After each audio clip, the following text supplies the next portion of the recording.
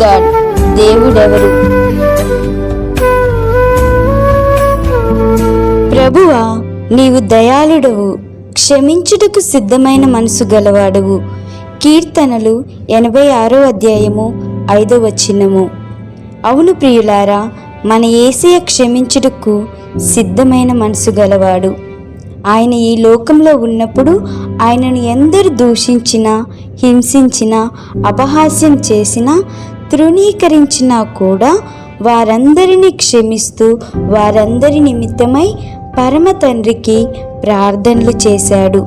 ఆ ఘోరమైన కల్వరి శిలువపై వ్రేలాడుతూ ఆయన చివరిగా పలికిన మొదటి మాట, తండ్రి, వీరేమి చేయుచున్నారో వీరు ఎరుగరు కనుక వీరిని క్షమించు అని ప్రార్థించాడు.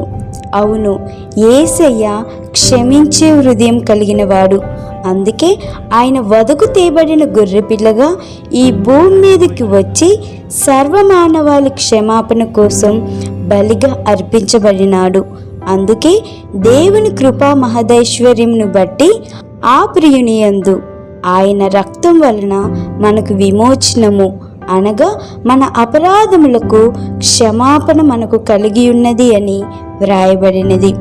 అవును ప్రియులారా, మనం భూమి మీద చేసిన ప్రతి పాపమును క్షమించుటకు ఆయన అధికారం గలవాడు.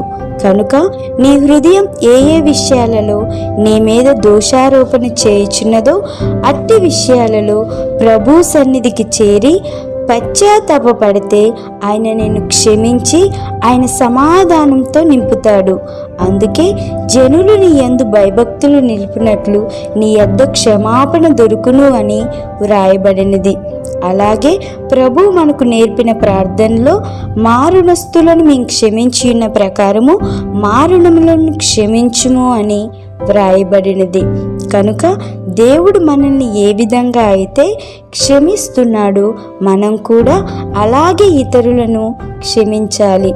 అవును ప్రియులారా, మీరు పరలోకమందున్న మీ తండ్రికి కుమారులయ్యుండునట్లు మీ శత్రువులను ప్రేమించుడి, మిమ్మల్ని హింసించు వారి కొరకు ప్రార్థన చేయడి అని ప్రభు చెప్పిన బోధను తన క్రియలలో చూపిన విశ్వాసపు వీరనారి గ్లాడిస్ స్టెయిన్స్. ఆమె తన భర్త, పిల్లలతో కలిసి సువార్త ప్రకటించుటకు మన దేశానికి వచ్చి కుష్ఠరోగుల మధ్యలో సువార్త పరిచర్య చేస్తూ అనేకులను క్రీస్తులో రక్షించారు. కానీ కొందరు మత విద్వేషకులు వారిని బెదిరిస్తూ, హింసిస్తూ దేవుని సేవకు ఆటంకంగా ఉండేవారు.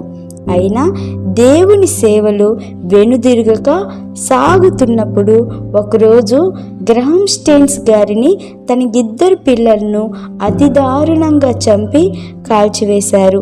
ఆ సంఘటనకు స్పందించి అప్పటి ప్రభుత్వం ఆ హంతకులను శిక్షించుటకు ఆమెను పిలిచినప్పుడు ఆమె క్రీస్తు ప్రేమను బట్టి క్రీస్తు మమ్మను క్షమించినట్లు నేను వీరిని క్షమిస్తున్నా, ప్రభువా వీరిని క్షమించు అని ఆమె ప్రకటించిన ప్రకటన సమస్త దేశాలను ఆశ్చర్యానికి గురిచేసింది. ఆమె తన క్షమాపణ ద్వారా ఆ హంతకుల రక్షణకు కారణమైంది. అవును ప్రియులారా, మనలో చాలామంది దేవుడి నుండి క్షమాపణ పొందుకుంటారు, ఇతరుల క్షమాపణ కూడా పొందుకుంటారు. కానీ వారిని వారు మాత్రం క్షమించుకోలేరు.